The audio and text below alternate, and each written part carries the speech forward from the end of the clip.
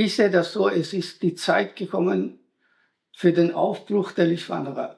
Das heißt, die Sklaven erheben sich über ihre Sklaventreiber, befreien sich und fangen an, eigene Ordnung aufzustellen. Es gibt zwei Gründe, nur zwei, nicht 20.000, sondern nur zwei Gründe, warum die meisten Menschen ihre Ziele niemals erreichen. Spirituelle Szene und Esoterikindustrie, die haben sich zur Aufgabe gemacht, genau in diesen Zeiten solche werdende Lichtwanderer abzufangen und einzufangen und in falsche Richtung zu bringen. Ich bin genauso ein Lichtwanderer wie jeder andere auch. An mir ist nichts, was mehr wert wäre oder größer wäre oder wertvoller wäre als bei anderen.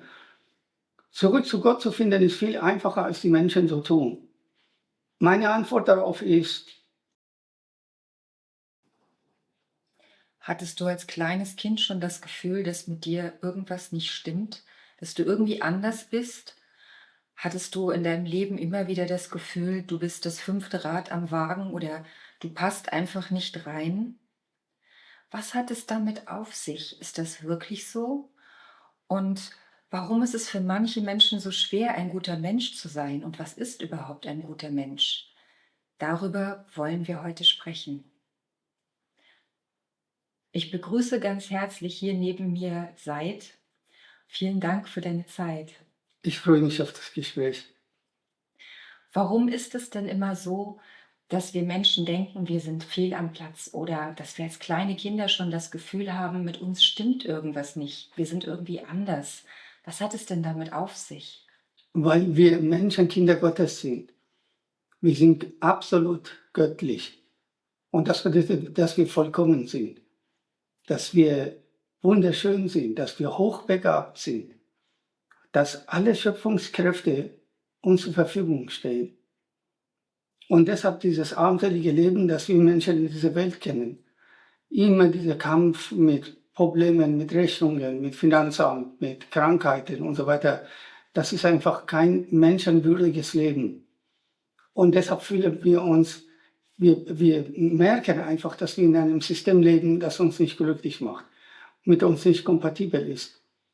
Zum Beispiel, wenn wir in einer Familie leben, in der wir uns nicht verstanden fühlen, in der niemand mit niemandem redet, Kommunikation überhaupt nicht zustande kommt, geschweige denn Liebe, dass man miteinander ist, nicht gegeneinander, dass man füreinander ist und nicht gegeneinander. Das gibt es kaum, das ist der Hintergrund. Aber immer mehr Menschen wachen langsam auf aus diesem billigen kollektiven Traum und merken, dass das Leben sehr viel mehr bietet, als sie angenommen haben oder als man ihnen erzählt hat. Und diese Menschen, die bereit sind, dafür was zu tun, dass sie bereit sind, ihre Lebensrichtung zu ändern, ein neues Leben zu starten, die nenne ich Lichtwanderer. Dieser Begriff Lichtwanderer, wie bist du denn auf den gekommen? Für mich sind das Menschen, die Richtung Licht laufen. Das heißt, sie sind bereit, sich selbst zu korrigieren, ihre Fehler zu korrigieren, sich selbst zu optimieren, ihre Kräfte zu mobilisieren. Sie sind bereit, ihre dunklen Seiten, negative Eigenschaften zu überwinden und so weiter. Das sind für mich Lichtwanderer. Also Menschen, die wirklich daran interessiert sind und dafür was tun. Und nicht, wie es in der Esoterikbranche oder in spiritueller Szene einfach davon reden und Heilsteine kaufen und meditieren, das bringt nichts. Man muss wirklich die Kontrolle oder die Führung über seine Gedanken, über seine Gefühle, seine Entscheidungen zurückgewinnen. Richtung Licht. Das heißt, dass wir immer mehr göttlich werden. Das sind Lichtwanderer für mich und es gibt immer mehr davon. Kann denn jeder ein Lichtwanderer werden? Absolut ja. Absolut ja. Ein Lichtwanderer werden bedeutet, dass man sich auf sein göttliches Wesen besinnt. Ein Lichtwanderer werden bedeutet, dass man anfängt, für andere da zu sein. Und nicht gegen andere, sondern für andere. Ein guter Mensch zu sein. Dass man seine Fähigkeiten entwickelt, eine Bereicherung für die Welt zu sein. Ein guter Mensch ist nicht jemand, der sich aufopfert, weil das ist Selbstzerstörung. sondern im Gegenteil, jemand, der sich aufbaut, um unter anderem für andere da zu sein. Das ist ein Lichtwanderer. Das heißt, man beginnt bei sich selbst, man startet bei sich selbst, man baut sich selber auf, man kümmert sich um seinen Körper, Ernährung, Finanzen und so weiter. Und irgendwann hat man eine Stärke erreicht, die so groß geworden ist, dass man es auch anderen zur Verfügung stellen kann. Das ist ein Lichtwanderer. Jemand, der das Licht in sich entfaltet und einfach ein guter Mensch ist, gute Gedanken in die Welt schickt, gute Gefühle, Entscheidungen, andere Menschen aufbaut, für sie da ist. Das ist ein Lichtwanderer. Das heißt, je mehr man an sich selbst gearbeitet hat, erreicht hat, desto mehr kann man auch an andere weitergeben oder das ist überhaupt die Voraussetzung dafür. Mir fällt dazu immer dieses Bild ein vom Flugzeug, wenn die Sauerstoffmasken runterkommen bei den Sicherheitsunterweisungen, da heißt es ja auch erst, helfen Sie zuerst sich selbst und dann mitreisenden Kindern. Denn wenn man erst dem neben sich die Maske aufsetzt, war das vielleicht das Letzte, was man getan hat. Und wenn man sich die Maske zuerst selbst aufsetzt, dann kann man dem neben sich helfen, noch einem, ganz vielen. Und so ist das auch, wenn man Lichtwanderer wird. Das ist leider das, was in Esoterik, Industrie und spiritueller Szene immer der Fall ist, dass die Leute selbst etwas nicht verstanden haben und erst recht nicht umgesetzt haben. Sie haben es irgendwo gelesen und finden das toll und sie geben es einfach weiter. Sie haben das überhaupt nicht gemacht. Also man sieht ihnen einfach an, dass sie eigentlich derselbe Mensch sind wie vorher, weil etwas zu verstehen, wenn man überhaupt davon reden kann, dass sie es verstanden haben, reicht nicht. Etwas zu verstehen, sagen, wow, das ist toll, da passiert weiter gar nichts. Nichts. Erst wenn man dieses Wissen verinnerlicht hat, nach dem Motto nur die Frage, was bedeutet dieses Wissen eigentlich für mich? Welche Folgen hat das, wenn ich das umsetze? Was wird in meinem Leben anders? Kann ich genauso essen und trinken und rauchen und so weiter wie bis jetzt? Natürlich nicht. Das heißt, etwas verstehen reicht nicht aus.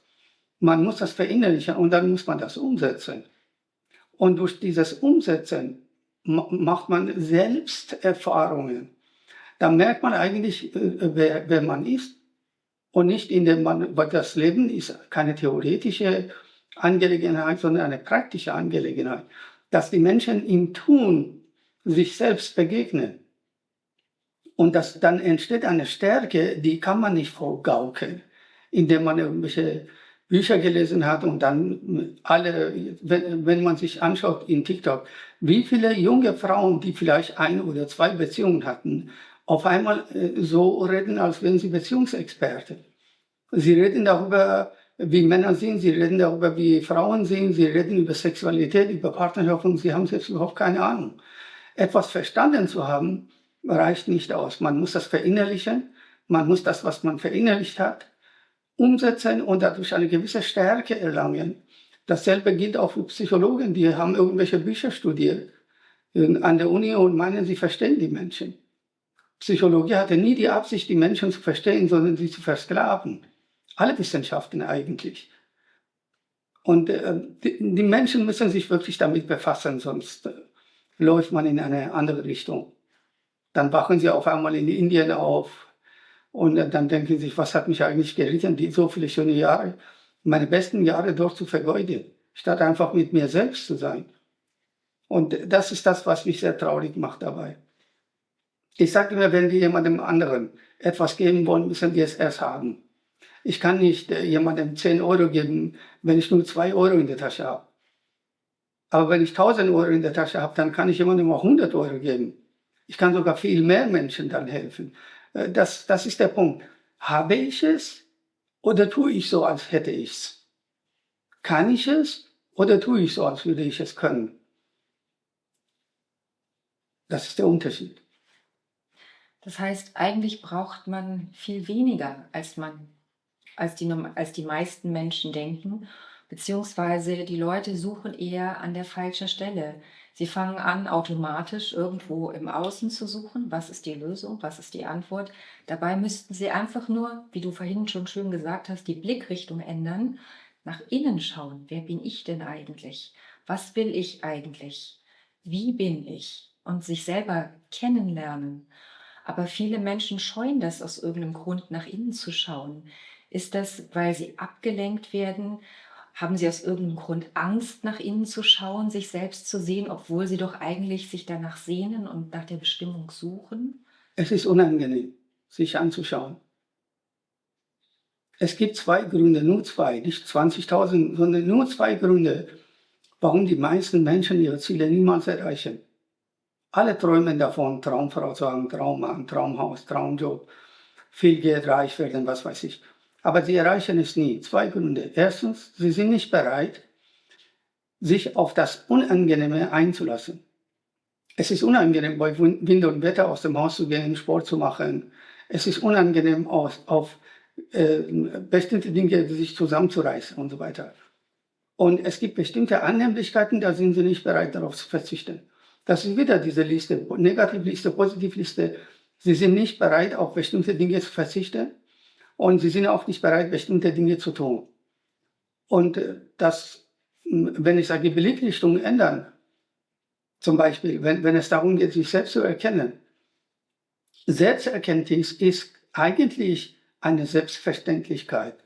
Man muss nicht über Steine laufen und Berge hochklettern und wochenlang einsam sein, über Feuer laufen und meditieren. Das ist alles Quatsch, das ist nur Verarschung. Sondern Selbsterkenntnis bedeutet, ich schaue mir meine Lebensumstände an. Die habe ich erschaffen. Ich habe bestimmte Gedanken gedacht. Ich habe bestimmte Gefühle gehabt. Ich habe bestimmte Entscheidungen getroffen. Und das alles, wie mein Leben aussieht, ist nichts anderes als eine Materialisierung dessen, was ich bin.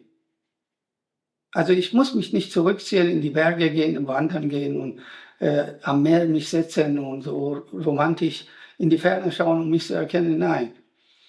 Beobachte deine Lebensumstände. Dann erkennst du, mit welchen Gedanken, mit welchen Gefühlen und Entscheidungen hast du das erschaffen. Wenn deine Lebensumstände dir nicht gefallen, dann korrigiere dich. Fertig. Also damit meine ich auch, wenn ich sage, die Blickrichtung ändern, meine ich auch sowas. Ist es bei Lichtwanderern eigentlich so, dass jeder eine ganz individuelle, spezielle Lebensaufgabe hat? Oder gibt es auch eine gemeinsame Aufgabe, die Lichtwanderer haben? Am Anfang ist das ein einsames Unterfangen. Sehr individuell, sehr spezialisiert, personalisiert. Aber im Laufe der Zeit, je größer das Licht wird, umso mehr die Lichtwanderer zieht man an. Sie sammeln sich einfach um einen. Sie wollen die Bücher lesen, sie wollen Seminare besuchen, sie wollen einen kennenlernen und so weiter. Und jeder ist auf einem bestimmten Stand in seiner Entwicklung. Und irgendwann entsteht eine Art Gemeinschaft oder gemeinsame Ziele, wo die Menschen sich zusammentun, gemeinsam sich zusammentun, um etwas aufzubauen. Also wenn ich diese Entwicklung in dieser Welt mir anschaue, genau diese Gemeinschaften sind alle wirklich ohne Ausnahme gescheitert. Am Anfang war die Idee einfach ganz toll, dass man sich zusammentut. Zum Beispiel der Film Die Insel mit Leonardo DiCaprio, das ist auch so ein Film. Dass man was Tolles machen will und da hat man bestimmte Regeln aufgestellt. Aber die Menschen kommen in der Regel als Konsumenten dahin und nicht als Lichtwanderer. Und das ist nicht so einfach zu beantworten. Kurz, jeder Mensch hat eine individuelle Entwicklung. Jeder Mensch. Aber irgendwann gibt es auch kollektive Entwicklungen, dass Lichtwanderer, immer mehr Lichtwanderer sich finden, sich zusammentun und etwas gemeinsam aufzubauen. Das wird es geben. Und immer mehr wird es auch geben. Du hast eben noch den Begriff Konsumenten gebracht. Was unterscheidet denn einen Lichtwanderer so gravierend von einem Konsumenten? Oder ist man entweder Lichtwanderer oder Konsument oder ist das auch irgendwie gemischt? Konsumenten sind Menschen, die eine Einbahnstraße Austausch betreiben. Und Lichtwanderer sind an beidseitigen Austausch interessiert. Das ist der Unterschied. Konsumenten wollen einfach nur haben. Sie sind nur darauf ausgerichtet, ihre Vorteile zu sehen, was für sie sinnvoll ist und ob das für andere sinnvoll ist oder nicht, interessiert sie nicht. Und Lichtwanderer sind gemeinschaftliche, gesellige Menschen, die eine Bereicherung für andere sein wollen. Das ist der Unterschied. Ich sehe das so, es ist die Zeit gekommen für den Aufbruch der Lichtwanderer. Das heißt, die Sklaven erheben sich über ihre Sklaventreiber, befreien sich und fangen an, eigene Ordnung aufzustellen. Das wird ein paar Jahrhunderte, ein paar Tausende dauern, aber es ist die Zeit dafür. Deshalb steht es auch in meiner Homepage Aufbruch der Lichtwanderer. Deshalb nenne ich es auch Lichtwanderer. Es ist die Zeit gekommen, dass Menschen eigenverantwortlich handeln und eine Bereicherung füreinander werden und nicht auf irgendwelche Gesetze und Richter und Anwälte und Steuerberater zu hoffen oder Regierung oder sowas. Das heißt, wenn du sagst Aufbruch, geht es nicht darum, an einen bestimmten Ort zu gehen, sondern es geht darum, etwas zu ändern. Es ist eine Lebenseinstellung. Aufbruch der Lichtwanderer ist die Zeit, das größte oder der größte Wandel im Bewusstsein der Menschen zu erreichen, weltweit. Und das hat schon angefangen. Dass die Lichtwanderer immer stärker werden und die Welt einfach schöner machen. Wie wird man denn ein Lichtwanderer, wenn man jetzt aufgewacht ist, wie du gesagt hast? Was muss man denn tun? Was sind denn die ersten Schritte? Die ersten Schritte sind, dass man sagt ja zu Recht, über 90% unserer Wahrnehmung geht über die Augen. Wenn wir die Kontrolle über unsere Augen zurückgewinnen, dass wir nicht einfach dahin schauen, wo unsere Aufmerksamkeit angezogen wird, sondern dass wir Dinge uns anschauen, die für uns wichtig sind, die informativ sind, die inspirierend sind, die uns glücklich machen, die wirklich Sinn machen. Das ist schon ein gewaltiger Gewinn. Ich formuliere es immer so, dass ich sage, wir müssen unsere Blickrichtung korrigieren, dass wir verstehen, es gibt andere Dinge im Leben, die wichtig sind, als wir vielleicht bis jetzt angenommen haben. Das ist der erste Schritt. Dass wir anfangen, mit anderen Augen die Welt zu sehen, dass wir anfangen, überhaupt die Welt zu sehen und nicht nur unsere Reflexion, weil wir die Welt immer so sehen, wie wir sind. Wir sehen die Welt nicht. Wir sehen die Welt so, wie wir selber sind. Und es ist ein gewaltiger Sprung, wenn wir unsere Wahrnehmung, die 90% über die Augen geht, einfach nutzen, um mehr zu sehen, mehr zu verstehen, mehr Informationen zu bekommen, in welcher Welt wir leben, warum die Dinge so sind, wie sie sind. Das ist der erste Schritt. Und der zweite Schritt ist Fragen stellen. Dass wir anfangen, alles, was wir bis jetzt für selbstverständlich gehalten haben, einfach zu hinterfragen. Wir haben immer gesagt, man muss Geld verdienen. Und die Frage ist das wirklich so? Es gibt viele Menschen in dieser Welt, die überhaupt nichts tun. Erst recht nicht, wenn es darum geht, Geld zu verdienen trotzdem mehr Geld als wir normalsterblichen Menschen. Dass man die Glaubenssätze, die man vielleicht von den Eltern bekommen hat, hinterfragt. Dass man sagt, meine Mutter hat gesagt, Männer sind immer schlimm. Mein Vater hat mir gesagt, Frauen wollen nur Geld haben, zum Beispiel jetzt. Und ich habe das einfach angenommen und ich habe nicht mal gemerkt, also ich rede nicht jetzt über mich, sondern dass es Menschen gibt, die diese Glaubenssätze von den Eltern übernehmen. Und das merken sie nicht, dass sie so denken wie die Eltern. Und das übernehmen sie und ruinieren sich das ganze Leben. Dass man die Kontrolle über seine Wahrnehmung bekommt, dass man anfängt, die Dinge zu hinterfragen und dass man bewusste Entscheidungen trifft. Dass man Entscheidungen trifft, die eine Zukunft haben. Also ich sage immer, glückliche Entscheidungen sind der Garant für ein erfolgreiches, glückliches Leben. Das heißt, dass wir Entscheidungen treffen, die uns nicht nur 5 Minuten, sondern unser Leben lang uns glücklich machen, uns wirklich ein glückliches Leben bringen. Alle anderen Entscheidungen sind eigentlich falsch, sind gegen uns gerichtet. Das heißt, es reicht nicht, wenn wir wahrnehmen, etwas stimmt nicht. Ich fühle mich komisch in diesem Film, ich komme mir vor wie im falschen Film. Ich habe komische Freunde, meine Familie ist komisch, alles ist eigentlich komisch. So, und dann wir da stehen bleiben. Nein, du musst die Führung übernehmen. Dein Leben ist deshalb komisch, weil du die Führung anderen überlassen hast. Dass komische Dinge im Leben passieren.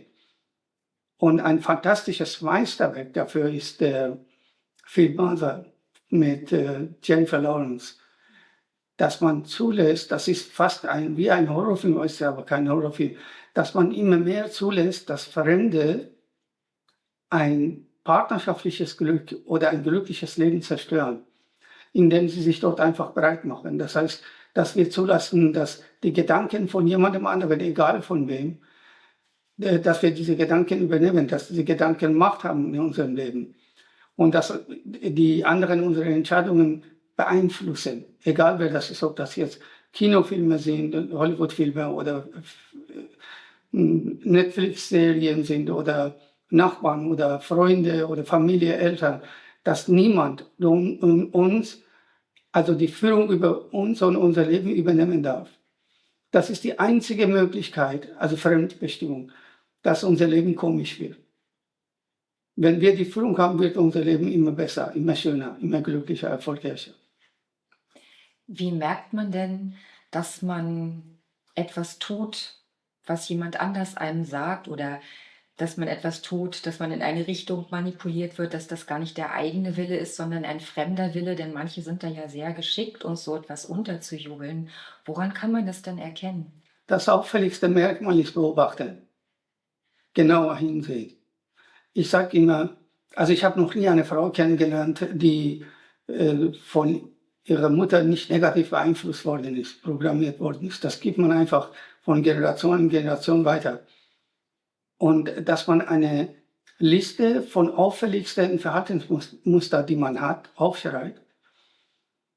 Und dann versucht man sich zu erinnern, bei welchen Punkten hat meine Mutter genau dasselbe gesagt. Oder auf dieselbe Art und Weise agiert oder reagiert, oder mein Vater. Und dann merkt man, da wo man Gemeinsamkeiten hat, das sind Programme, die man übernommen hat. Das ist ein Merkmal. Das andere Merkmal ist, wenn ich überlege, wenn ich so mache oder dieses mache oder wenn ich Ja sage oder Nein sage, ob es mich wirklich tief in meinem Herzen glücklich macht, dass ich wie ein kleines Kind vor Glück lachen kann. Ist das der Fall? Dann ist das eine richtige, glückliche Entscheidung. Ist das nicht der Fall, dann ist das manipuliert. Gibt es eigentlich auch positive Dinge, die wir von unseren Eltern oder anderen Menschen übernehmen können? Oder ist das alles sehr mit Vorsicht zu genießen? Es ist alles mit Vorsicht zu genießen, auch wenn wir meinen, dass wir positive Dinge von anderen übernehmen. Es ist trotzdem gefährlich.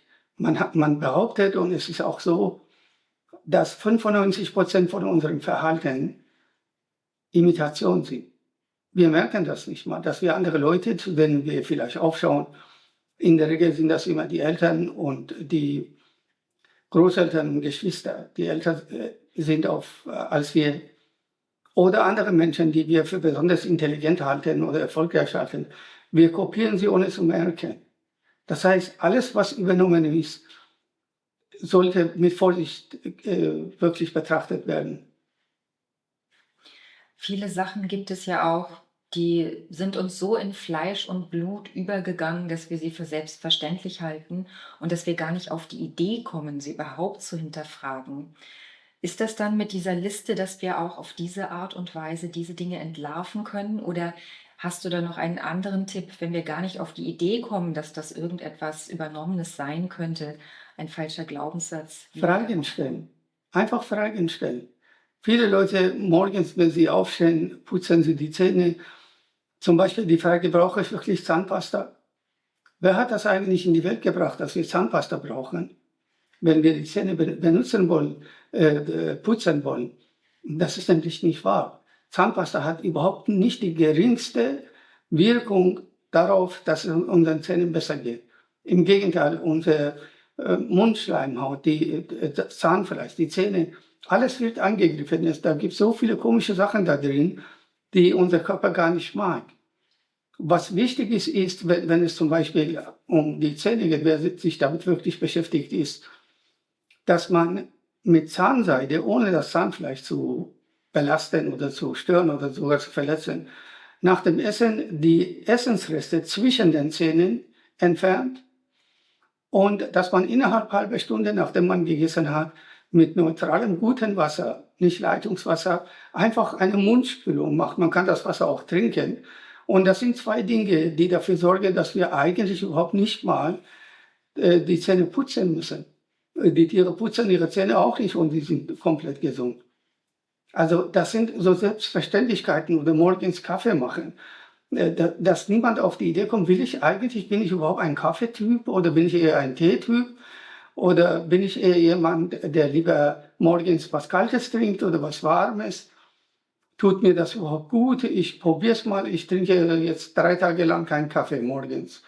Mal sehen, was passiert. Oder statt Kaffee trinke ich Tee. Das sind alles so Freiheiten, die man gewinnt, wenn man anfängt, die Dinge zu hinterfragen. Einfach zu hinterfragen und sagen, ist das gut, ist das nicht gut? Ich weiß es nicht, dann probier es mal.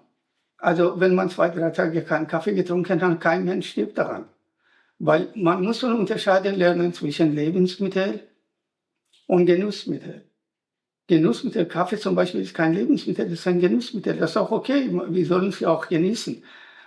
Aber so, dass es uns aufbaut, so, dass es uns glücklich macht. Der Kaffee, den wir hier in Europa bekommen, ist eigentlich, da ist von Kaffee nicht mehr viel drin. Richtigen Kaffee bekommt man eigentlich nur in Afrika und Südamerika, das war's. Was ist denn das größte Hindernis auf dem Weg eines Lichtwanderers? Sein Ego. Das Ego ist eine Fremdinstallation von der Matrix, um uns zu kontrollieren, um uns zum Scheitern zu bringen, dass wir Sachen essen, trinken und tun, denken und so weiter, die für uns nicht gut sind. Wir Menschen sind keine Egoisten. Wir haben kein Ego. Ego ist eine Fremdinstallation. Ich meine es wirklich wörtlich. Eine Fremdinstallation. Die Babys, die in diese Welt kommen, haben gar kein Ego. Das Ego wird in den ersten 7 Jahren in sie schrittweise installiert und mit Programmen vollgestopft, so dass die Menschen keine Chance haben, wie sie eigentlich sind, zu gedeihen, sondern systemkompatibel zu wachsen. Das ist die Idee. Also das größte Hindernis ist das eigene Ego. Und wie kann man sich von diesem eigenen Ego befreien? Am besten mein erstes Buch Triumph der Liebe über das Ego lesen, weil da sind so viele Beispiele drin, da sind tausende Zitate drin und wirklich Erkenntnisse ohne Ende. Da habe ich auch geschildert, vieles habe ich geschildert. Das Buch muss man wirklich lesen. Wir werden das gerne unter diesem Video verlinken. Ist das so, dass die Erwachten mehr leiden als normale Menschen? Und wenn ja, warum ist das so? Es ist definitiv so. Es gibt 3 Arten von Leid. Die erste und am weitesten verbreitetsten Form ist, dass die Menschen leiden, weil sie falsche Entscheidungen treffen, weil sie unglückliche, unkluge Entscheidungen treffen. Sie essen etwas, was für sie nicht gut ist und so weiter. Die zweite Form kommt sehr selten vor. Die Menschen leiden, weil sie etwas verstanden haben und sich korrigieren. Sie korrigieren sich heißt, die Speicherungen in ihnen werden flüssig. Früher, also wenn ich zum Beispiel die ganze Zeit Zigaretten rauche, dann merke ich nicht, was ich mir antue. Aber wenn ich mit Zigaretten, und dann leide ich natürlich, weil ich falsche Entscheidungen treffe, mit meiner Gesundheit geht es abwärts. Aber wenn ich die Zigaretten weglasse, dann fange ich an zu husten. Dann werden diese Verteidigungshärchen, die in meiner Lunge sind, die werden langsam wach, werden wieder vital und schmeißen den ganzen Müll raus. Dann huste ich, ich habe die Hölle auch selber durchgemacht. Und da leidet man auch, aber dann geht es einem immer besser, weil das eine Reinigung ist. Aber es ist trotzdem leidvoll. Also die erste Sorte, wir leiden, weil wir unkluge Entscheidungen treffen. Die zweite Form, die selten vorkommt, ist, wenn man sich reinigt, wenn man seine Ernährung umstellt und alles, was schlecht ist, in einem fließt aus einem raus. Wie wenn zum Beispiel eine Frau mit dem falschen Mann zusammen ist, dann leidet sie. Aber erst, wenn diese Partnerschaft auseinandergegangen ist, merkt sie, wie es ihr die ganzen Jahre gegangen ist. Nicht vorher. Das ist auch eine Form von Leid, aber das befreit einen.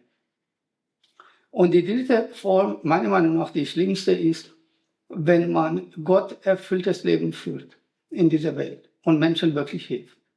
Das ist eine leidvolle Aufgabe, ich weiß gar nicht, wie ich das nennen soll. Auf jeden Fall, man tut nichts Böses.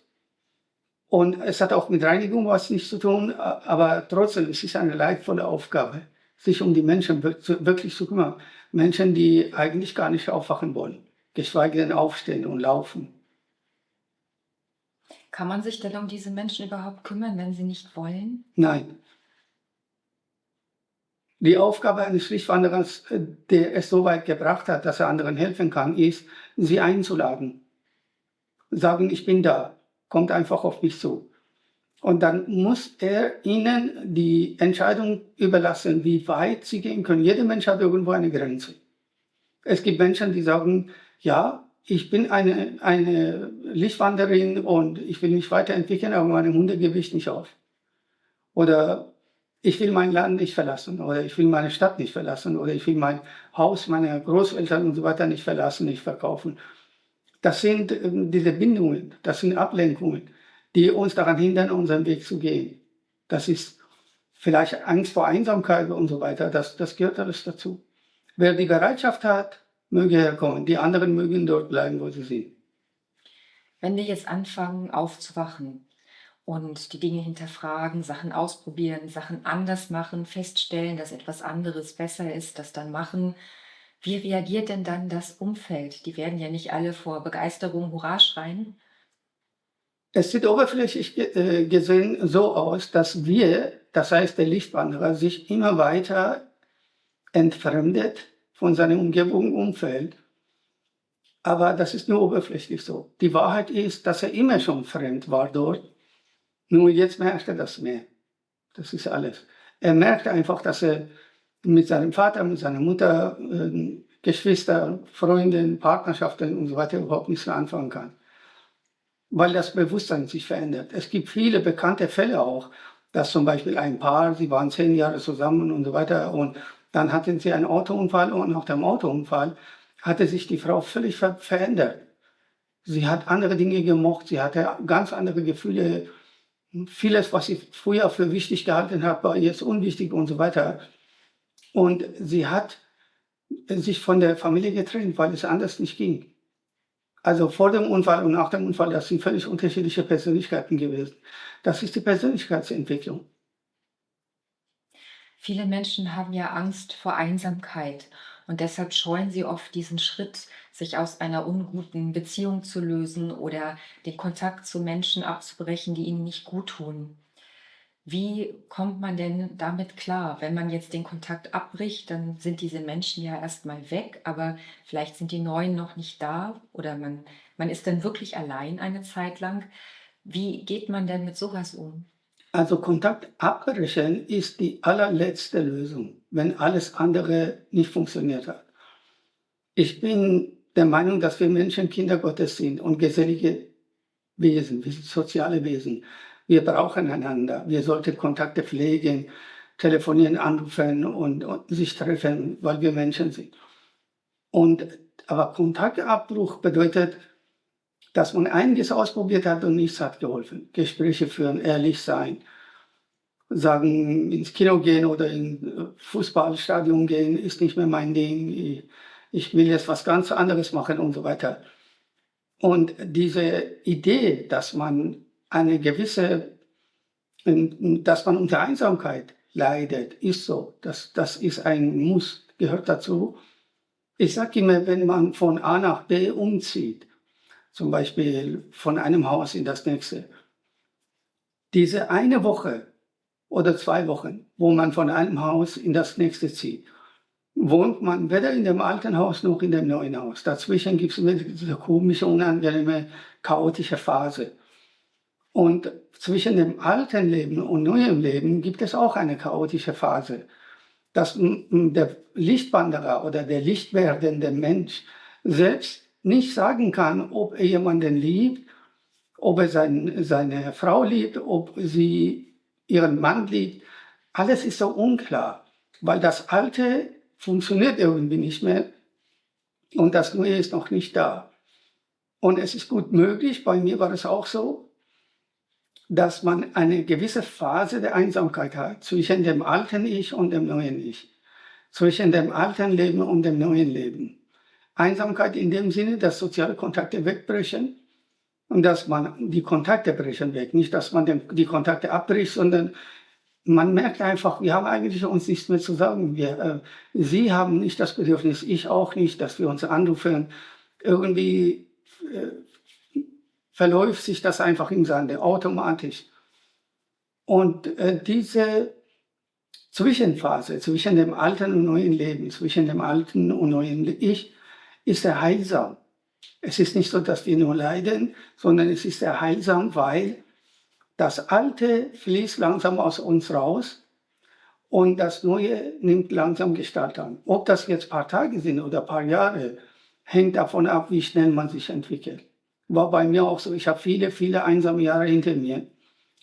Und es gehört einfach dazu. Selbst bei Christus war es nicht anders. Das heißt, man könnte eigentlich sagen, das Alte erledigt sich fast wie von selbst, weil es einfach nicht mehr passt. Und genauso kommt dann auch das Neue in dein Leben, wenn du dich veränderst. Das bedeutet, dass, wie damals bei Christus war das so, er hat als Zimmermann gearbeitet, hatte mit Holz und Stühlen, Tischen und so weiter was zu tun. Und als der Auftrag in ihm aktiv geworden ist, dann konnte er von jetzt auf gleich diese Arbeit nicht mehr machen. Er hat seine irische Mutter Maria informiert und ist einfach gegangen. Josef war ja gestorben, viele Jahre vorher. Und damals war das so, dass der Sohn immer automatisch die Arbeit von dem Vater übernommen hat. Und er war ein kleiner Junge, ich schätze 5 oder sowas, ist mit Josef auf die Baustelle gegangen, wo sie Boote gebaut haben oder Stühle oder Tische und so weiter. Er hat nie was anderes gelernt. Er hat auch nie irgendeine Schule besucht, dass er lesen und schreiben hätte lernen können oder rechnen oder andere Sprachen. Das war damals ein unglaublicher Luxus. Und das konnte nur Elite-Kinder. Und er konnte es nicht, weil sie eben kein Geld hatten. Und als aber der Auftrag, sein Leben lang hatte er mit Holz was zu tun gehabt, als der Auftrag aktiv geworden ist, hat er diese Instrumente bis zu seinem Tod nie wieder angefasst. Und er hat ihr gesagt, der Herr ruft und ich muss jetzt aktiv werden. Aber vorher musste er wochenlang sich komplett zurückziehen. Er musste in die Wüste gehen, er hat niemanden gesehen, er hat nicht gegessen, nicht getrunken, weil ich muss wirklich immer wieder sagen, wir sind alle in dieser Hinsicht gleich. Niemand ist besser oder schlechter. Auch bei ihm war es nicht anders, dass man sich für die nächste Stufe der Entwicklung vorbereiten muss. Und vorbereiten bedeutet, bestimmte Dinge muss man lassen oder weglassen, auch Kontakte. Und bestimmte Dinge, die man bis dahin nicht getan hat, muss man tun, um sich vorzubereiten. Und auch bei ihm war das so. Das heißt, diese Zeit von Einsamkeit ist eigentlich, wenn man es genau betrachtet, eigentlich ist das nicht die Zeit der Einsamkeit, sondern die Zeit der Zweisamkeit in seinem wahren Wesen. Dass man frei ist von Ablenkungen und mit sich selbst in Kommunikation tritt. Dass man ohne Ablenkung, ohne Störung, ohne irgendwelche Rollenspiele, die normalerweise in dieser Welt der Fall sind, sich selbst begegnet. Und dann merkt man irgendwann, dass man so weit ist, dass man jetzt starten kann. War bei mir auch so. Nur im Unterschied zu ihm war es bei mir wirklich viele, viele Jahre. Leidvolle, traurige, katastrophale Jahre. Bei ihm waren es nur ein paar Wochen, bei mir waren es Jahre. Wie war das für dich, als du gemerkt hast, du bist so weit, jetzt anzufangen? Was war das für ein Gefühl? Oder war das einfach so wie ein Schalter im Gehirn, der sich umgelegt hat? Nein, das war ein Prozess. Okay. Das war ein Prozess. Ich kann auch nicht sagen, wann hat es angefangen und so weiter. Oder gab es einen magischen Moment? Ja, Tausende, weil das ein Prozess war. Wenn alles auf einmal passiert wäre, so wie ein, wie sagt man, so wie ein Blitz, ich hätte es bestimmt nicht verkraftet. Ich musste mich entwickeln, ich musste vieles weglassen. Fast alle Kontakte sind nach und nach, die sind selber gegangen. Sie haben sich abgewendet von mir. Und das war auch richtig so, sie haben es richtig gemacht. Ich habe es auch richtig gemacht, das hat einfach nicht zusammengepasst. Die Wohnung, das Auto, die Geldlosigkeit, die Krankheiten, die sozialen Kontakte, nichts war in Ordnung. Und das war ein Prozess, dass ich von einem armseligen Leben Ich sage immer, die Entwicklung von einem Lichtwanderer ist wirklich wie eine armselige, unscheinbare Raupe zu einem wunderschönen, gewaltigen Schmetterling. Und diese Zwischenphase, dass man so eingehüllt ist, in diese, wie nennt man das, Puppe? Kokon, eine Ja, Puppe, sie verpuppt sich. und ist einsam. Da bist du nur mit dir selber beschäftigt. Du siehst niemanden, du redest nicht mit niemandem und so weiter. Und viele Leute, die eigentlich als Lichtwanderer dabei sind, Lichtwanderer zu werden, verkraften diese Phase nicht und verlieren sich in irgendwelche Bruno Gröning Freundeskreis und in irgendwelche Sekten oder Religionen oder Heilsteingeschäften oder Yoga und weiß Gott alles, was es da gibt, weil sie das Eigentliche, was sie hätten tun müssen, nämlich Ablenkungen meiden, um mit sich selbst in Berührung zu kommen, wer sie in Wirklichkeit sind, genau das Gegenteil machen, indem sie genau ihre Aufmerksamkeit auf Ablenkungen lenken, weil sie diese Wahrheit sich selber eigentlich nicht verkraften. Und das ist etwas, was mich sehr traurig macht. Sehr traurig. Die spirituelle Szene und Esoterikindustrie, die haben sich zur Aufgabe gemacht, genau in diesen Zeiten solche werdende Lichtwanderer abzufangen und einzufangen und in falsche Richtung zu bringen. Auf einmal fangen sie an, Bibel zu lesen oder Koran und auf einmal übernehmen sie irgendeine Religion oder sie leben in Indien und dann sehen sie komisch aus und so weiter. Das ist die falsche Entwicklung. Das macht mich sehr traurig, weil alles, was der Mensch braucht, existiert in ihm. Und er muss eigentlich nur sich selbst erkennen. Und das ist eine meiner Hauptbestandteile meines Auftrages ist, jedem Menschen, der es wirklich will und bereit ist, dafür die Schritte zu tun, zu helfen, sich selbst zu erkennen. Alles andere läuft von allein. Wenn man jetzt in dieser Durststrecke ist, man hat Angst vor Einsamkeit, man ist nicht stabil und weil man so unruhig ist und diese Angst hat, sucht man oder fängt man an und sucht nach Ablenkungen. Man hat diese Neigung, diese Anfälligkeit. Was würdest du den Menschen empfehlen, wie sie sich davor schützen können, dass sie einfach da durchgehen und nicht sich abfangen lassen von irgendwelchen Möchtegern-Helfern? Es ist wie, stell dir vor, ich habe ein Blatt in der Hand und da haben meine Eltern was darauf geschrieben, Onkel, Tante, Geschwister, Lehrer, Freunde, Ex-Freunde, Kinder, alle haben irgendwas drauf geschrieben. Und dann merke ich, das ist es nicht. Und dann nehme ich ein neues Blatt und dann gehe ich zu irgendeinem Guru oder irgendwelchen, wie die alle heißen, Meister und so weiter. Diese Leute nennen sich sogar selber Meister, was für mich eigentlich wirklich zum Totlachen ist. Weil, ich sage immer, wenn ein Mensch anfängt, sich zu entwickeln, dann geht er ja in seiner Persönlichkeitsentwicklung immer höher. Und also höher heißt höher als die Masse. Und dann hat er die Möglichkeit, nach unten zu schauen und dass er sagt, guck mal, wie toll ich bin besser als die alle da unten. Und dann so jemand nennt sich Meister, fängt an, anderen seine Gedanken aufzuzwingen. Dann macht er daraus eine Sekte, eine Institution, eine Religion, irgendeine Bewegung und so weiter. Oder er liebt wirklich die Wahrheit, dann schaut er nach oben. Und wenn du nach oben schaust und siehst, wie viel es noch zu lernen gibt, dann kommst du auf keinen Fall auf die Idee, dich Meister zu nennen. Meine Augen schauen nach oben. Ich werde immer ein Schüler der Wahrheit bleiben. Und das ist meine größte Freude. Jemand, der die Wahrheit liebt und nicht daran interessiert sich über andere Menschen zu erheben, weil das einfach lächerlich ist. Wie diese Leute, was sie für ein Gewand anhaben und lang gepaart oder was für eine Körpersprache sie haben, wie die da sitzen, die sehen alle total seltsam aus. Und ich finde es komisch, dass es Menschen nicht auffällt. Was die Esoterikindustrie und Spiritualisten mit den Menschen macht. Also es gibt da wirklich Abartigkeiten, die man sich selbst in einem Albtraum oder in einer Komödie nicht vorstellen könnte, aber das ist dort gang und gäbe. Viele Menschen sehen dich als Anführer der Lichtwanderer, als Lehrer, als Meister. Wie siehst du dich denn?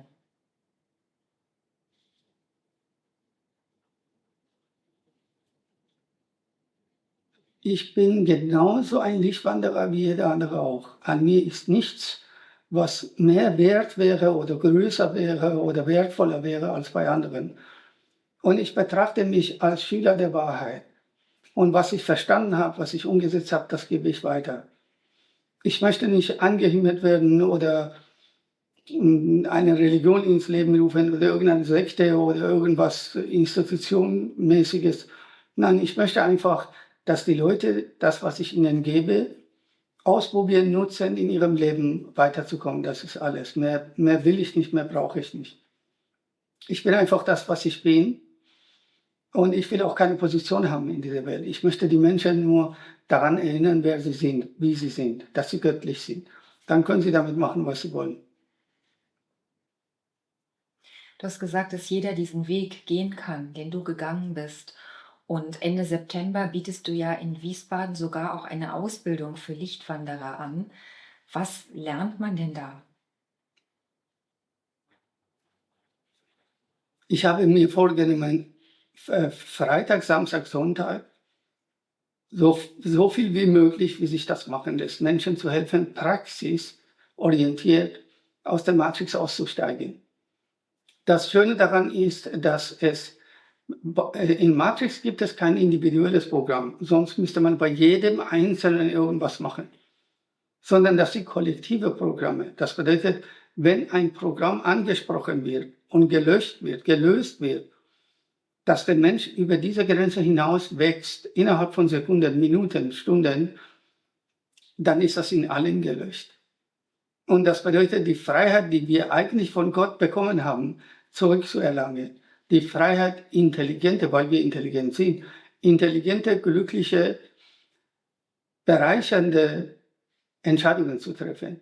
Das ist das, was ich dort vorhabe. Das bedeutet, schrittweise aus der Matrix auszusteigen, falsche Vorbilder entlarven, Programme, die in uns gespeichert sind, in unseren Organen, in unserem Unterbewusstsein, Rückenmark, in unserem Gehirn, in allem eigentlich, dass wir sie lösen, loswerden und dass wir zukünftigen Programmierungen und Manipulationen vorbeugen können, indem wir die Führung übernehmen, was wir essen, trinken, mit wem wir was zu tun haben und so weiter. Eine außergewöhnliche, vielleicht sogar übermenschliche Aufmerksamkeit, die normalerweise Menschen nicht haben. Magst du noch ein paar Worte dazu sagen, was die Matrix eigentlich ist und was es mit den Programmen auf sich hat? Es wird noch ein anderes Interview geben, wo wir nochmal ausführlich dieses Thema beleuchten werden. Aber für die Zuschauer, die sich jetzt gerade für dieses Thema Lichtwanderer interessieren, vielleicht kannst du ihnen auch noch ein paar Worte dazu sagen? Matrix ist ein auf Bewusstsein spezialisiertes System, das gegen uns gerichtet ist.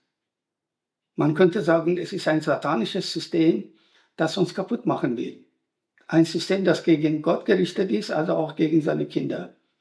Ein System, das uns permanent einredet, wir sind armselige, talentlose, orientierungslose Wesen, wir sind wie Nutztiere, wir können nur eigentlich geschlachtet werden und wir können tun und machen, was wir wollen.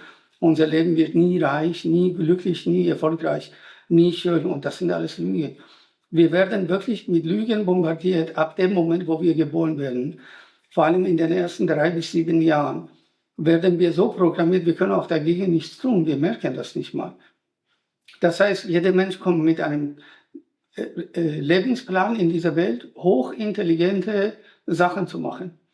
Aber wir werden hineingeboren in diese Matrix und die Matrix übernimmt sofort die Führung über uns. Zum Beispiel, wenn eine Frau, die hochschwanger ist, ins Krankenhaus geht, das wissen die Leute nicht, ist, indem sie das Krankenhaus betritt, verliert sie alle Rechte, die sie an ihrem Kind hat. Wirklich alle Rechte. Das heißt, wenn das Kind den Körper der Mutter verlässt, dann können sie mit dem Kind eigentlich machen, was sie wollen. Und die Frau hat überhaupt sie kann dagegen gar nichts machen. Also diese Idee, dass die Leute Kinder kriegen und meinen, das sind ihre Kinder, ist meistens nicht wahr, ist nicht richtig. Und mein Wunsch ist, ich bin der Auffassung, dass wenn die Menschheit überhaupt eine Zukunft haben will, dann brauchen wir glückliche Kinder. Und glückliche Kinder kommen in diese Welt durch glückliche Mütter. Das heißt, eine Frau muss vorher glücklich sein, wunschlos glücklich, dass es ihr gut geht, dass sie bereit ist, interessiert ist, dieses Glück an Kinder weiterzugeben. Und so eine Frau habe ich noch nie getroffen. Die Leute haben wirklich die merkwürdigsten, ekelhaftesten Motivationen, warum sie Kinder kriegen. Und dann ist auch klar, dass die Familie nicht funktioniert, wenn sie überhaupt entsteht. Und wenn die Familie nicht funktioniert, funktioniert es mit den Kindern nicht. Und unglückliche Kinder bringen eine unglückliche Zukunft für die Menschheit. Und deshalb nehme ich dieses Thema ziemlich genau unter die Lupe. Und ich habe angefangen, Bücher darüber zu schreiben, um die Leute zu informieren. Das Thema Glücklichsein und Bestimmung. Was kommt denn zuerst? Kommt zuerst die Bestimmung und dann wird man glücklich? Oder wird man erst glücklich und findet dadurch seine Bestimmung? Ich würde sagen, zuerst kommt Persönlichkeitsentwicklung. Zuerst kommt Persönlichkeitsentwicklung. Ich sage immer, wenn ein Auto so schmutzig ist, dass man die Marke nicht erkennen kann, dann muss man erstmal das Auto sauber machen. Das heißt, alle Ablenkungen so viel wie möglich aus dem Leben schaffen, alle überflüssige Dinge oder Menschen, die da sind, die eigentlich nur Ärger und Stress und Konflikte verursachen. Ja, mal negativ denken, Menschen, die eigentlich keine Vision haben, einfach so in den Tag hineinleben. Wenn man anfängt, seine Persönlichkeit zu entwickeln, das heißt, sich selbst erkennt, durch Selbsterkenntnis erkennt er auch, was für ein Leben für ihn sinnvoll ist. Weil mit dieser Absicht, mit dieser Vision ist er in diese Welt gekommen. Dann erkennt er ja auch seine Bestimmung. Das heißt, Glückseligkeit beginnt eigentlich mit Persönlichkeitsentwicklung. Und das ist etwas, was nie ein Ende hat. Das heißt, man wird immer glücklicher, es geht einem immer besser. Das Leben wird immer schöner, erfolgreicher, glücklicher, reicher. Man wird immer eine größere Bereicherung für die anderen. Und genau das lernt man dann in deinem Seminar Ende September. Es geht über 3 Tage. Und für wen oder welche Menschen wünschst du dir dort? Sind alle willkommen, die das lernen möchten? Oder gibt es Menschen, wo du sagen würdest, ich würde eher davon abraten, dass ihr das macht? Ich habe das immer wieder öffentlich gesagt. Ich habe immer wieder diese Bitte ausgesprochen, dass diejenigen, die nicht sicher sind, ob sie sich entwickeln wollen, ob sie bereit sind, den bitteren Preis dafür zu bezahlen, auf ihre Gewohnheiten zu verzichten, sich selbst zu entwickeln, negative Eigenschaften anzugehen. Wenn sie diese Sicherheit, wenn sie diese Entscheidung nicht wirklich getroffen haben, dann mögen sie mich gar nicht erst aufsuchen. Weil so eine Ausbildung, 3-tägige Ausbildung, ist für die Menschen gedacht, die gesagt haben, für mich gibt es kein Zurück. Ich möchte auch nicht stehen bleiben. Ich akzeptiere mein Leben nicht, wie es ist oder geworden ist, auch mich selbst nicht, sondern ich weiß, dass ich viel mehr kann. Ich weiß, dass mein Leben viel schöner sein kann. Und ich weiß, dass es viele Dinge gibt, von denen ich wegkommen muss. Und dazu brauche ich jemanden, der das schon gemacht hat und mich begleitet von einem Punkt zum nächsten Punkt schrittweise. Und ich sage immer, wenn jemand etwas erreichen will, gibt es immer 2 Schritte, die er parallel machen muss. Immer, egal was für ein Ziel er hat. Es gibt Dinge, die er tut, die aber hinderlich sind für das neue Ziel. Diese Dinge muss er lassen. Also eine Negativliste von Eigenschaften, von Personen, von Sachen, die ihn einfach nur belasten. Dass er merkt, wenn er so weitermacht, wenn er Alkohol trinkt, Zigaretten raucht, wird er kein Sportler. Sein Körper wird dadurch nicht schöner, er wird nicht gesünder, nicht stärker und so weiter. Negativliste besteht aus Dingen, die man lassen muss. Und dann Positivliste, Dinge, die man jetzt noch nicht tut, aber tun muss, wenn man ein bestimmtes Ziel erreichen will. Man muss zum Beispiel mehr auf seine Gesundheit achten, auf das, was man isst, trinkt. Man sollte wirklich gezielt soziale Kontakte aussuchen, Menschen, die einen inspirieren, Menschen, die einen anregen, aufregen, Menschen, die schon erfolgreicher sind, intelligenter sind, gebildeter sind und solche Dinge. Also Dinge, die man lassen muss, Dinge, die man tun muss. Und diejenigen, die die Bereitschaft dazu haben, dass sie sagen, egal was ich lasse, ich werde es lassen. Und egal was ich tun muss, werde ich tun. Das sind die Richtigen. Für die ist das gedacht. Was ist denn mit den Menschen, die anfangen, etwas zu tun? Und es kommt ja häufig vor, dass man mal einen schlechten Tag hat, an dem geht dann alles schief. Und manche denken sich, ach, ich bin zu dumm, ich bin zu alt, ich bin was auch immer. Und wahrscheinlich muss ich jetzt das Handtuch werfen. Es gibt ja solche Momente. Jeder hat ja mal so einen schwachen Moment. Was würdest du den Menschen raten? Was sollen sie tun, wenn sie so einen schwachen Moment haben? Ich würde sagen, sich neu mobilisieren. Habe ich auch gemacht. Weil Scheitern und Misserfolge gehören einfach zum Leben dazu. Das ist so. Wir können nicht, wenn wir von etwas überhaupt keine Ahnung haben, wir haben diesen Schritt noch nie gemacht und wir fangen an und alles funktioniert sofort. Auf Anhieb, kein Stress, keine Probleme, keine Hindernisse, alles funktioniert super. Sowas gibt's nicht. Und dass man sich nicht abschrecken lässt und dass man sagt, ja, das gehört einfach dazu. Dass zum Beispiel Sylvester Stallone, eine der interessantesten Persönlichkeiten, die es Hollywood je gesehen hat. Er hat viele Jahre versucht, als Schauspieler zu arbeiten, hat komische Rollen bekommen, er sah komisch aus und er konnte auch nicht richtig schauspielern. Und es hat alles nicht funktioniert, bis er eines Tages auf die Idee gekommen ist, selbst ein Drehbuch zu schreiben. Es ging ihm wirtschaftlich so schlecht, dass er sogar Pornos gedreht hat, damit er Geld überhaupt verdient. Das muss man sich mal vorstellen. Und er ist mit diesem Drehbuch ist er zu unterschiedlichen Filmproduktionen gegangen. Alle haben ihn abgelehnt. Sie haben ihn ausgelacht. Sie haben gesagt, wir kennen dich nicht. Und du willst auch noch Geld für dieses komische Drehbuch. Und eine einzige Firma hat gesagt, wir machen diesen Film, aber ohne dich. Wir geben dir $300.000 und wir machen den Film mit einem anderen Schauspieler, der bekannt ist. Weil wer will dich schon sehen? Und er hat gesagt, ich will das Geld nicht. Ich will Erfolgsbeteiligung, wenn der Film ein Erfolg wird. Der erste Film, Rocky. Und überlegt mal, was für eine Persönlichkeit muss man sein, dass man auf seine Idee kommt. In der Zeit, wo er 3 Monate in Verzug war mit der Miete, mit seiner Freundin, dass er kein Geld zum Essen hatte, hatte $300.000 abgelehnt und hat Erfolgsbeteiligung bekommen. Und über Nacht, nachdem der Film rausgekommen ist, der Film war total billig gedreht, war total einfach, ist er nicht nur ein Weltstar geworden, sondern Multimillionär. Das muss man sich vorstellen.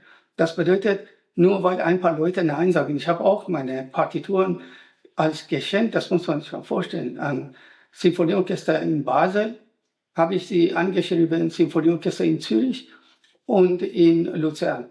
Die hatten nicht mal so viel Verstand und so viel Anstand, mir eine Antwort zu geben auf meine E-Mails. Ich habe ihnen einfach tausende Euros geschenkt, weil wenn sie so eine Partitur für das ganze Sinfonieorchester mieten wollen, dann müssen sie tausende Euros zahlen. Und ich habe gesagt, ich schenke es ihnen. Und sie haben nicht mal Hallo gesagt oder Danke oder irgendwas, nichts.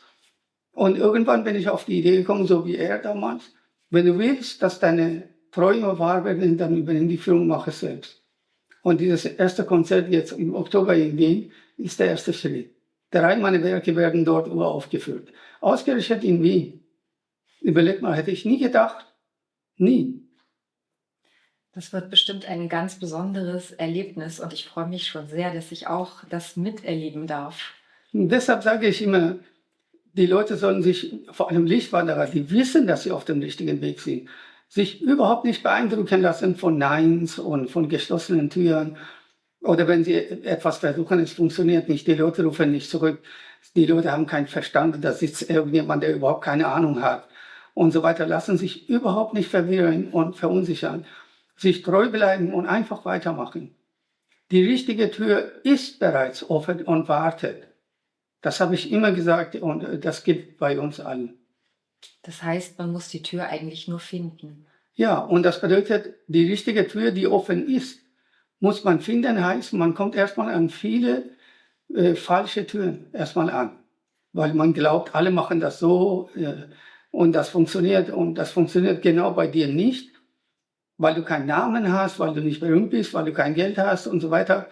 Aber wenn du nicht stehen bleibst und dich abschrecken lässt, an die richtige Tür kommst du ran, die sowieso offen ist. Und das ist deine Tür. Die wartet schon auf dich. Deshalb von diesen Niederlagen und so weiter würde ich mich überhaupt nicht beeindrucken lassen. Einfach weitermachen, aufstehen, immer wieder aufstehen.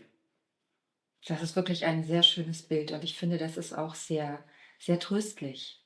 Ja, das ist die Gesetzmäßigkeit des Lebens.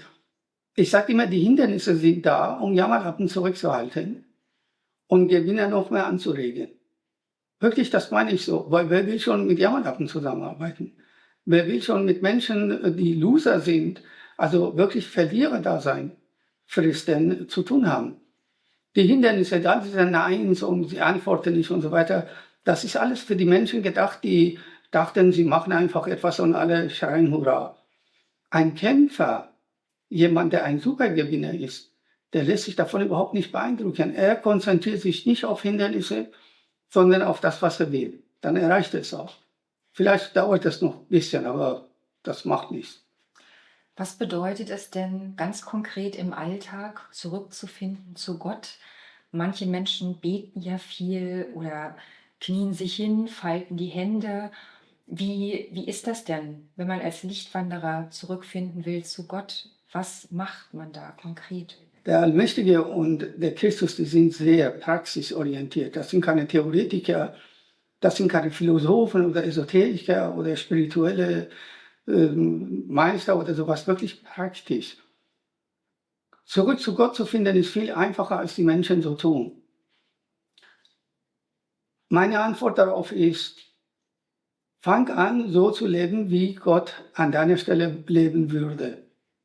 Also mir selbst fällt das auch schwer. Menschen zu lieben, die dich hassen, die dir Böses getan haben, Lügen über dich verbreitet haben. Oder wenn Menschen bösartig mit dir umgehen, dass du ihnen verzeihst. Dass du darauf achtest, was du denkst, was du fühlst, was du isst, was du trinkst. Dass du Vollkommenheit, göttliche Vollkommenheit anstrebst. Dass du dir einfach Mühe gibst und du kannst nur besser werden. Ist egal, wie viele Inkarnationen es dauert. Wichtig ist, dass du auf dem richtigen Weg bist und nicht stehen bleibst. Das ist meine Antwort. Ich habe das ausprobiert, bei mir funktioniert das wunderbar. Und die auf diesen Rat gehört haben, sie machen es auch so. Wie würde Gott an meiner Stelle oder wie würde Christus an meiner Stelle jetzt reagieren? Was hätte er gesagt? Hätte er gekämpft, hätte er für Frieden gesorgt und so weiter. Allein nur diese eine Frage, wie ich schon gesagt habe, Fragen stellen, bringt einen enorm weiter in seinem Leben und auch ihm näher. Und er hat mit Religion und all diese komischen Ritualen und Opfergabe und vor dem Kreuz niederknien und so weiter, hat das nichts. Und das ist alles nur Affentheater. Hat mit Gott überhaupt nichts zu tun. Wenn da draußen gerade ein Lichtwanderer zuhört oder zusieht, der sich verloren fühlt, was würdest du ihm sagen? Ich würde sagen, du bist nicht verloren. Das System, das dich festgehalten hat, gefangen gehalten hat, ist langsam verloren gegangen. Das heißt, du fühlst dich irgendwie wie, du hast keinen Boden unter den Füßen oder du hast das Gefühl, wie ein verlorener Astronaut im Weltall unterwegs zu sein. Das ist nicht wahr. Das ist nur eine kurze Phase zwischen dem alten und neuen Leben, zwischen dem alten und neuen Ich. Einfach durchhalten und weitermachen. Du wirst die richtige Umgebung, Lebensgestaltung und so weiter finden. Lieber Seid, ich danke dir für dieses wunderbare Interview, diese tiefsinnigen, tiefgreifenden Erkenntnisse. Ich fühle mich selber sehr berührt und ich bin sehr dankbar, dass ich dieses Interview mit dir führen durfte. Danke für deine Zeit und diese wunderbaren Antworten. Danke auch für deine. Liebe Lichtwanderer da draußen, macht euch wirklich bewusst, es ist nicht zu spät. Fangt einfach an. Ein Schritt nach dem anderen. Immer weiter, immer weiter. Und Seid bietet viele Möglichkeiten an, sogar kostenlose Hilfe. Schaut einfach in seinem Kanal, schaut auf seiner Homepage. Und es war mir wirklich eine Freude und Seid war es eine Freude, heute für euch da zu sein. Es war schön, dass ihr dabei wart und wir freuen uns auf ein Wiedersehen.